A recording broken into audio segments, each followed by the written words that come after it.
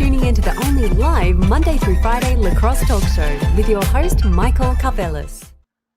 Welcome back to the only live Monday through Friday Lacrosse Talk Show. This is Daily Dive. I am your host, Michael Carvelis, per usual, as always. It is Thursday, December 21st, 2023, and we are live here on 12-Inch Sports, the home of Daily Dive live shows. That's 12, the letter O-Z Sports. It is 1:01 p.m. here on the East Coast in Georgia, home of the Swarm, who are 1-1. We wish them the best this weekend at Colorado, who will probably be without Dylan Ward again. So again, more so I should be wishing Colorado the best fortunes there. But on today's show, we'll get into a segment that we're going to do probably every 3 weeks. Can your team win it? We'll go team by team. And we'll see, can the Bandits win it? Can the Seals win it? Just based on the first couple games we've seen these teams play. And we'll also get to memes. I'll react to NLL memes page on Instagram. There's two very funny videos, and one of them involves Jeff T. You know the show loves a good Jeff T conversation. But first, we want to let you know we are presented by tickets.12onsports.com. I want to show you guys something amazing here. It is the best QR code of all time. Watch me not be able to find it because my idiot self didn't pull it up. But regardless, even if I can't, you know, who cares? The fact is, I'm just going to tell you to go to tickets.12onsports.com. I'm unprepared because I was working on other things, and that's okay. First, we're going to get into Cody Jansen, who is the play-by-play voice of the Saskatchewan Rush. We're going to bring him on the stage now. Cody Jansen, how are you doing, sir? Doing good, Mike. Happy to be here. I'm happy that you're here. The Rush got their first win. I want to say congrats to you and the boys. Were you in Vegas for that game? Yes, I was. Yeah, did absolutely nothing to get the win, but hey, I'll take the congrats, Mike. Yeah, it was a good time though. It was a quick little trip to Vegas, but it was nice to see the team, figure out the defense a little bit more. Yeah, that's a good point. I love what I saw from Patrick Dodds. He was very smart in that game. Ryan Keenan, who may or may not be related to the GM, was just fantastic. Any other players that stood out to you in that game? Well, Ryan's the GM's son, so there's a director. I had to make a joke there. Okay. I just had to clarify that. I apologize, Mike. You're good. Dodds was awesome. He looked like Jokic out there dishing it around. Keenan sets a team record, 9 assists in a game. So the offense has been awesome, but the offense has been good all season, right? They're second in league scoring right now. They have not struggled to put the ball in the back of the net outside of the start against Halifax. It's the defense that we wanted to see, tighten up and get better. And I think that when you see players like Zach Mans continue to contribute, I think that means like, hey, the trades over the summer, those were done for a reason. And now that the defense, it's a young D-core, but when they get that experience and they get going, they're going to be a good team. I mean, I agree with that, but I do have to ask you a question because I'll be honest, the Rush Hour podcast is doing some new initiative over there where if I just click my phone and just record a 49-second message, or it's up to 90 seconds, but I record a 49-second message. I'll just ask you now what I asked you guys, and then maybe you can answer on both shows. That sounds all good and all, but if the Rush are, what are they, 1-2, 1-1? It's 1-2, right? Yes. Okay, I mean, losing to Rochester and Halifax is not a bad deal. But as currently constructed, do you believe the organization feels that they are good enough to win it all if this team's clicking? Because I personally do not. What does the organization feel? Well, how do you feel? I mean, it's a big question right there. I think that the NLL playoffs is, we've seen it before. It doesn't matter. It's just about getting hot at the right time. So can any organization win it all? I think that there is that fair belief that teams have built, to say, what if Frank Scigliano got hot at the right time? What if the defense was able to lock it down? They could get a little bit more done in transition. So I don't think it's unrealistic to say that, hey, every team has a slight chance. I would say that the goal is to make the playoffs. I don't think this is a championship or bust roster. This isn't a team that's gone all in, traded all their first round picks, all their, high end prospects just to go all in like other teams have. But this Rush team right now, It's baby steps. Let's get to the playoffs. I truly believe 9-9 gets you in the playoffs. I don't know what you think. Wow. I think 9-9 is what gets you in the playoffs this year. So I think that's the first goal. And once you get into the playoffs, well, we've seen what Colorado's done. There is other teams out there that have squeaked into the playoffs and won championships. So could the Rush be one of those teams? I think they're very young. I think it would be a bit of a stretch to say that they're ready to win a championship right now. But get into the playoffs, anything could happen. So we're talking to Cody Jansen, the Saskatchewan Rush play-by-play on the road and at home, especially on ESPN Plus and TSN, which helps too, but we're an American show. So Cody, you're telling us right now, it sounds like you're telling Rush fans to not be so highly expecting this year. There's a lot of young talent, with the exception of Robert Church and Frank Giuliano, but you're telling me right now that you kind of scale back the expectations for this year?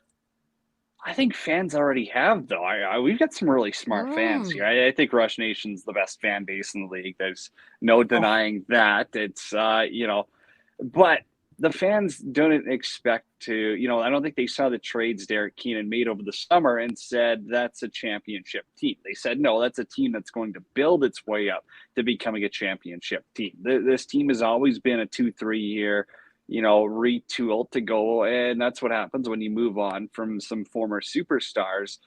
But it's about getting better and continuing to get better. And, the start isn't ideal. You get punched in the gut in Halifax on the road. But since then, this team has continued to get better. And so obviously the schedule gets a little bit tougher as, the winter moves along.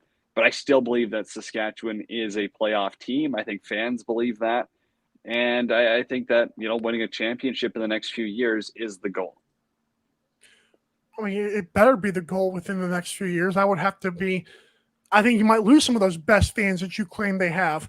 I want to ask you about this because, and I'm not going to put you on the spot and say who should they trade away, but if they were to make an acquisition right now, is there anybody around the league or any position around the league that you kind of like, that you think this team could build upon? Again, don't tell me who they could get rid of, but just tell me what are some nice little diamonds in the rough around the league that you wouldn't mind seeing come to Saskatoon.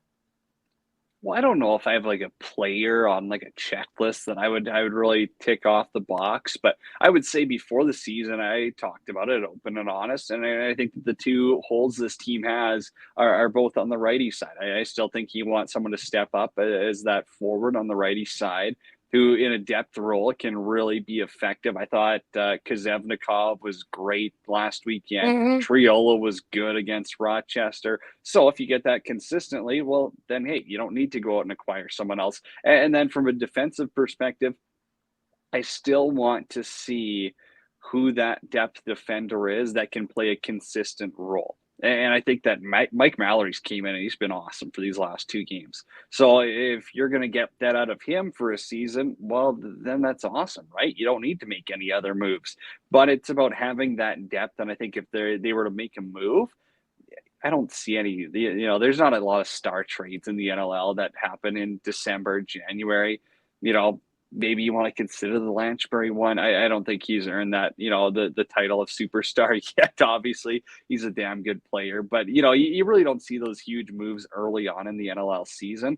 So I think the Rush, maybe if there's a depth option, but you have to consider, like, this team has so many picks and prospects lined up. Like, even I think next year, there's still 5 picks in the first 2 rounds that Keenan's got. You've got Levi Anderson, a stud lefty, who could probably come out the back gate or front gate next year. So there you've got just a guy with size, speed, skill. You've got Josh Zawada. You've got a righty forward who's going to be playing with Dyson Williams. He's going to be playing with Brennan O'Neill at Duke. He's going to be ripping it up, and he's going to be coming to camp next year ready to go. Like, you've got a lot of these pieces that are a year or 2 away. So I don't think that you hit the panic button and make any crazy moves this early on. You mentioned a guy who I'm going to butcher the name of, my Polish Prince friend on the Colt, Kozlekov, or say his name for me. Kozevnikov. Great name. Question for you. Do you think, because I kind of teased this with Pat Gregoire, I believe yesterday, I said, sometimes one team's trash is another team's treasure. And Connor Fields, we saw in Buffalo, kind of got rid of him. became a superstar. From what I saw from our Polish Prince friend, he looks pretty good. What have you seen from him that we maybe fans haven't seen behind the scenes? Well, I think the number one thing that sticks out to me and has stuck out since the start of the camp is just he cares, right? Like you want to see guys who give a shit. You want to see them in your market. And so for Kazevnikov to be like, hey, Buffalo didn't work out, whatever. It was cool to learn from those guys. Cool to get a ring. Cool to, be a part of a championship team. I'm all in on Saskatchewan. From the second that Madronic trade happened, it was flip the switch. How can I make the Rush a better team? He's moved to Saskatoon. He's the first guy at practice. Like he does all the little things right. And I think it was cool to see him get rewarded with the hat trick with his father in attendance. Like that's a very cool family moment to witness.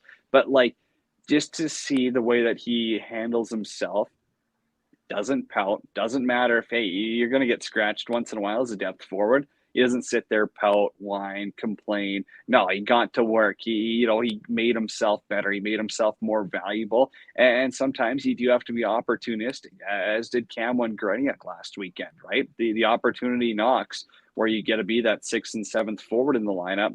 Go and produce. Go and do the little things right. Open up those spots.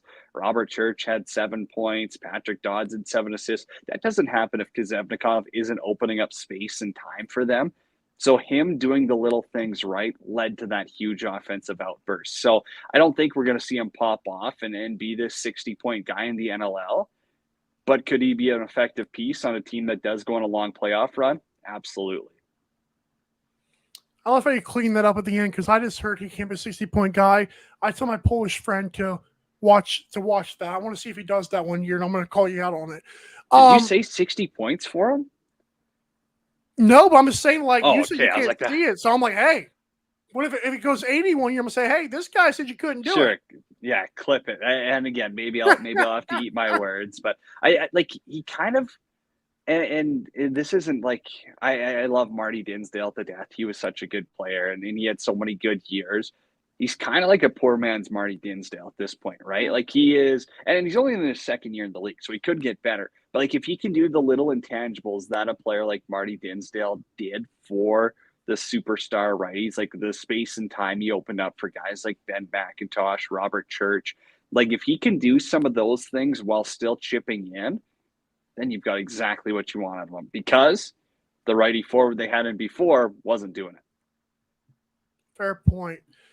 So I want to get into 2 more questions here. The first one is, and we're not going to get into the Albany game yet, but this weekend, enjoy it with the family. And I just want to ask you, if you're the Rush, you got to stay in the barn, you got to stay in the lab. What are you working on this week that you have seen from the team in the first few weeks that you want to see the team get better at? You mentioned defense earlier. You are just straight up watching video on Albany. And how the heck is this team? Because they've been so good, so fun. I know you watch a lot of lacrosse, Mike. I know you've seen I've seen a bit of the Albany games and stuff, but so you could probably tell me better than myself, but I don't know, man. Marshall Palace looks good, Walker's good, seems like they have so many Rush pieces. Treasure. Yeah, and again, I still don't I don't know. I don't lose sleep over that trade. I just think that hey, he's now in a market where he can be that 1 or 2 lefty. I still don't know if he'd be in that spot in Saskatchewan, but I really feel opportunity knocked for Albany, and hey, they've gone out and performed. You got Dougie Jameson, that gives everyone confidence, right? When you've got a goalie who rarely lets in softies, that's easy to have that confidence. But for the Rush, I think you study and just how does this team got to everyone? It's not they're not beating the scrubs of the league either. They're beating the Buffaloes, the Phillies.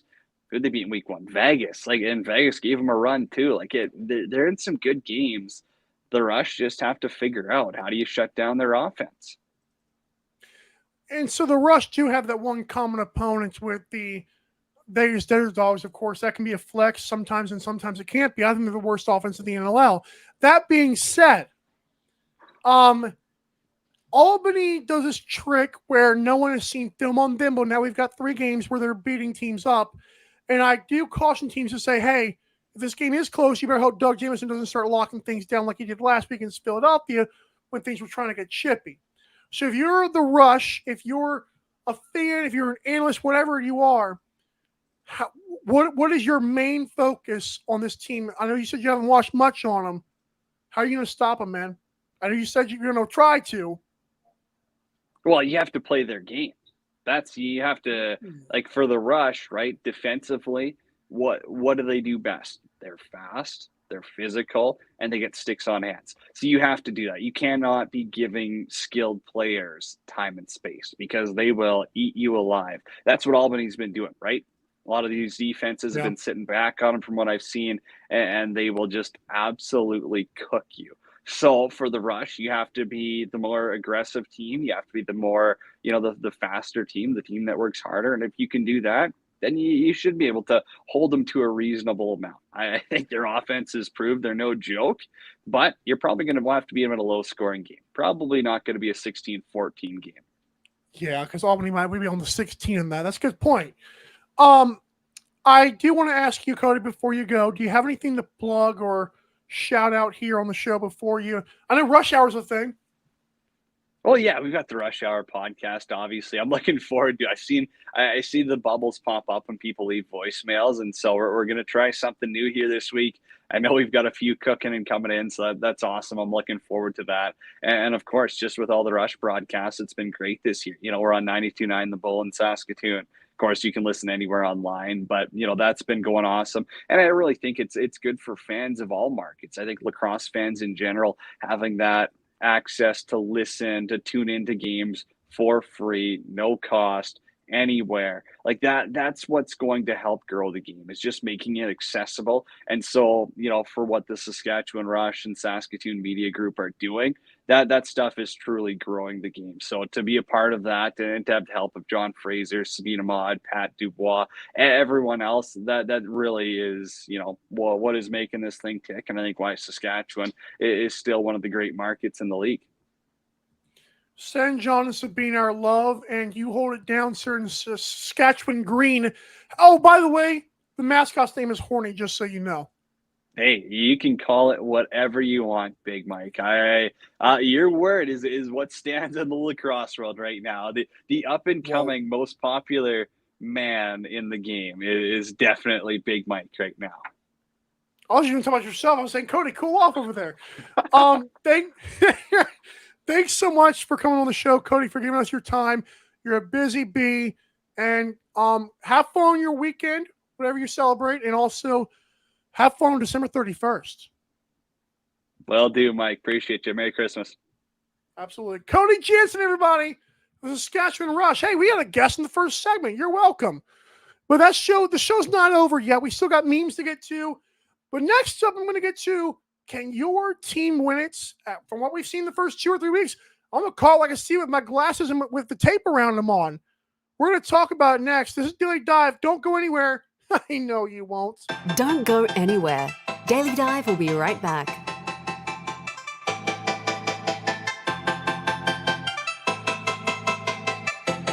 BetUS.com is the official place to place your bets and support 12-ounce sports. All you have to do is go to BetUS.com and type in the promo code 120Z and you'll instantly get a deposit bonus. This is America's favorite sports book. And remember, always gamble responsibly.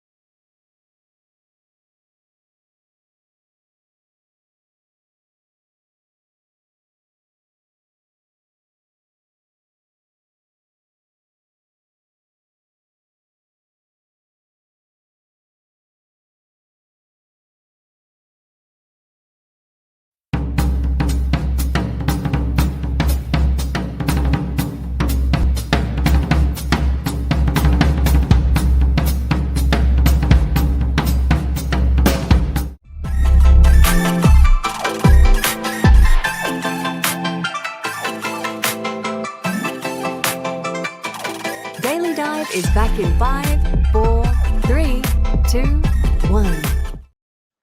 Welcome back to the only live Monday through Friday lacrosse talk show. This is Daily Dive. I'm your host, per usual, as always, the most up and coming in the whatever he said about me. Your host, Michael Carvelis, but whatever. It is December 21st, 2023 on a Thursday, and it is 1:21 p.m. on the East Coast in Georgia, home of the Swarm. Hey, Siri, can you? I'm not. Actually, I shouldn't say that because she's going to start playing anyways. Alexa, play "Isn't She Lovely" by Stevie Wonder. Isn't this thing awesome? This is the QR code to get the best tickets in the NLL. Tickets.12sports.com if you don't feel like doing the QR code. But what I'm going to do for you is I'm going to get out my handy dandy iPhone 12, getting the camera, scanning it, link pops up. Oh. So apparently there are 74 tickets left for the Swarm and Mammoth game. Try to get that. Where's the Rush game at? Should be December 31st. There's still 3,590 tickets left, which means there's still opportunity for Sunday, 7 p.m. Eastern, December 31st, New Year's Eve. What are you guys doing? You guys ain't doing nothing. Christmas just happened, please. Please. You guys want to go to this game. So let's see what the price is for that game. Again, all you do is click the QR code and find this out. $30. Not bad. Not bad for a ticket. I ain't gonna lie, man. Tickets.torontosports.com is doing it right. Okay. But that's enough of that. But we gotta pay some bills, right? Okay. Can your team win it? Now, let's break this segment down for just 2 seconds here. What does this mean? Well, quite frankly, and quite Mikely, if you will, that was weird. I'm not full of myself. There were times when, like, we're watching games, we're watching teams play, and through 2 or 3 weeks, or through 3 weeks in the NL season, through 2 or 3 games that your team has played, I'm like, that team can definitely win it right now. If a season ended today, playoffs started now, that team can win it. So I don't care who you are. Based on how you played in 3 weeks, can your team win it right now? Read it and weep, okay? First one. Buffalo Bandits, I'll start off strong here. Can the Buffalo Bandits win it right now? No. I know what you're saying. Well, we just beat the Seals. Well, I mean, okay, and I feel like what happened is against Albany, your team showed some vulnerability. And right now, you're too inconsistent for me. I've only seen it with 2 games. So right now, the playoffs started right now. You cannot win it. Sorry, Bandits fans. Great win, though. Albany Firewolves, can your team win it? Well, like, duh. But I think that this team would probably be one of the teams that makes the final, in my opinion. Rochester Nighthawks, can your team win it? Your team is 3-0 or 2-0 right now. No. Goaltender issues, man. I love Riley Hartley. Congrats to Riley Hutchcraft, but this show's honest and this show's truthful. Daily Dive says no. Rochester cannot win it right now with those goalie issues. I'm sorry. Actually, I'm not sorry, but it just sounds good. San Diego Seals, can your team win it? I mean, yeah, you beat the Roughnecks. You can't hung tough of the Bandits. No, sorry. Maybe it's is it getting hot in here? Sorry, San Diego, your team can't win it. Your offense has not been good enough. I know you played in Buffalo. I know you played Calgary, but Calgary was on the road against you guys. You guys did not run it up on them like I thought you could. That's a team without Kurt Malowski. You know, everyone's Lord and Savior. I'm sorry, man. If I'm a San Diego fan, I'm not excited with this offense right now. Can the Riptide win it? LOL, next question. Can the Roughnecks win it? No, because as we've seen, Christian Del Bianco is captain savior team right now, and sometimes that doesn't even work because he had 50 saves and you guys still lost the Rochester Nighthawks. Then you go to San Diego. Team has no offense. Del Bianco gives up more than enough, and that's the difference. Sorry, no, Calgary, you cannot win it. Colorado Mammoth, injuries suck, so no. Philadelphia Wings, same thing. Injuries suck. You guys are 1-2. In fact, right now you're missing the playoffs regardless. Can the Rush, can Cody Jansen, the Saskatchewan Rush win it? No. Frank Scigliano is Frank Mid-Liano. The dude's mid. He's just you showed him against Vegas. I'm not drinking the green Kool-Aid, not yet. Even that stuff is no. I'm sorry. The green Hawaiian punch is good. Green Kool-Aid, I don't think I've ever had. I don't even know if they have that. Sorry. Oh yeah. Okay. Can Las Vegas win the championship? No. The only way that would happen, and even if it did happen, I still would say no, is if Vegas gets to host it, but this ain't the NBA Cup. Can the Georgia Swarm with Lyle Thompson win it? Right? No. You guys can't travel. And granted, it was like the second longest traveling miles-wise for the NLL this season, but that was a dud. That was ugly. Apparently, not every team is going to have their backup goalie in, and for Colorado, that worked. For this weekend, it might work again. It didn't happen against a Vancouver team that's very fresh. Can the Thunderbirds win it? Yes. In fact, right now, if I had to choose any team, and I know my power rankings don't show that, but I'll be honest with you guys right now. If I had to pick one team to win it all right now, Halifax Thunderbirds, Toronto Rock, I don't know about Tom Schreiber. That's on you guys for not reporting squad. So no. But for Halifax, I think it would be Halifax and Albany. I think Halifax would steamroll these Albany Fireballs. I really do. Warren Hill is playing out of his mind right now. You better believe every bit of that too. Warren Hill combined with Doug Jameson and Ryan Benesh and Clark Peterson, who wants to shoot more this year and is doing so. Halifax has been absolutely dominant, and I know they've only beaten the Riptide, who don't have any pulse. They only beat the Rush, who were brand new at that point. I don't care. Thunderbirds have been dominant. They've been by far the best team. I think Albany's a flash in the pan. I think if these two teams met up, I think Halifax would score them. That might be based more on their history and not much of the this year. But I think Halifax's offense could get to enough to Doug Jameson. The problem is, could Albany get to that Halifax defense? I don't believe they could. I don't think they could. I'm sorry. Again, I'm not sorry. It's just it makes the show sound better and more respectful, right? But yeah, coming up next on this wonderful show, this very honest and truthful show, memes. I love memes. Okay, let me lie. I don't love what memes have become, but the account on Instagram called NLL Memes is 1000% what I love. I don't like every kid calling every little picture a meme. I think it gets kind of overplayed and stupid. I'm one of those guys. But I feel like NLL Memes is doing it 1000% correct. So when I come back, let's react to two very funny videos, and this time there's no cussing. You're welcome. I don't think there is. Good Lord. We'll be right back. Don't go anywhere. Daily Dive will be right back.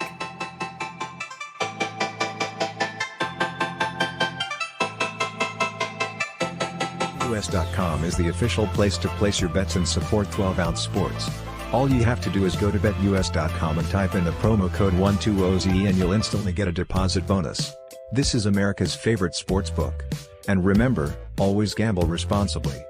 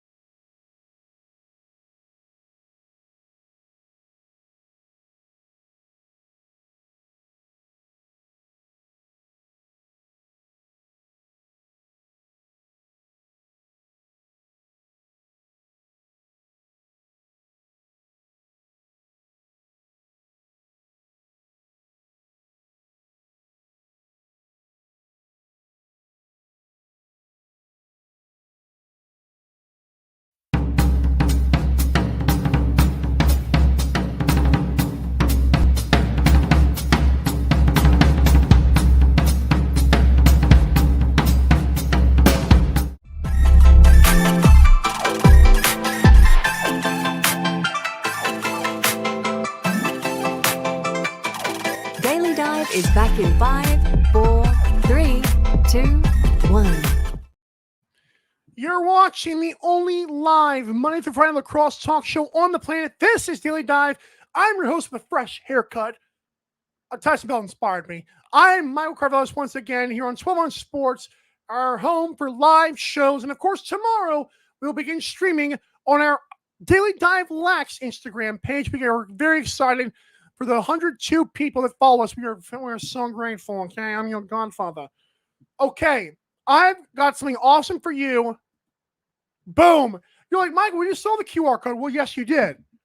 But where does this one take you to? Why don't we find out together?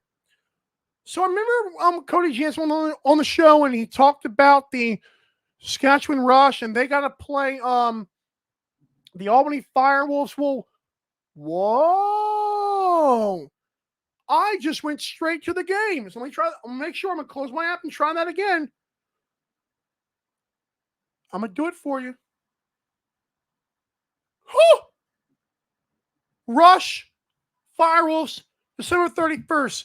Get your tickets now. Scan that QR code. We are desperate for your money. Thankfully, 12 on Sports isn't because they're the cheapest tickets around. We promise you we've checked. Well, they've checked. I don't do the work. All right. Are you ready for some memes? Are you ready for me to react to the best out there from, I believe it's Olivia McDonald from, or I think it's McDonald, from the Calgary Roughnecks? I swear to God, they follow two people that are not NLL teams, Maggie Hale and Olivia. So, like, I'm just saying, like, maybe that's like a thing, but I feel like that's a big deal. So, Liv, somebody's funny who's ever running this thing. So here we go. Get to these. These are funny. The first one.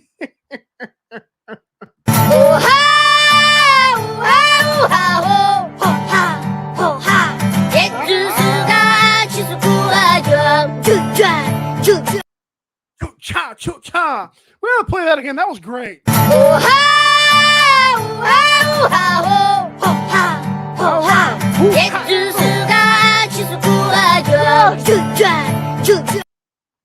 Who are those people? Who are? That is a stare. They're like crying Filipino children. That was fantastic. That was good. I'm sorry. That's great. This next one is in honor of Jeff Teat, and I actually feel the pain on this one.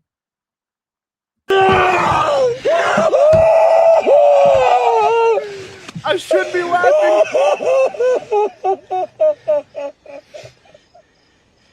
Man. The suffering. I'll admit, I've come around on Jeff Teat. The offense just does not help him. How can you take perimeter shots like that every single time and expect, oh, Jeff Teat, save us from 30 feet? Like, I mean, the Golden State Warriors don't even do what the New York Riptide do on offense, man. Let's watch that again. That was just because you can feel the pain of one Jeff Teat. The number 2 forward in the NLL. For some people. Well, disrespectful.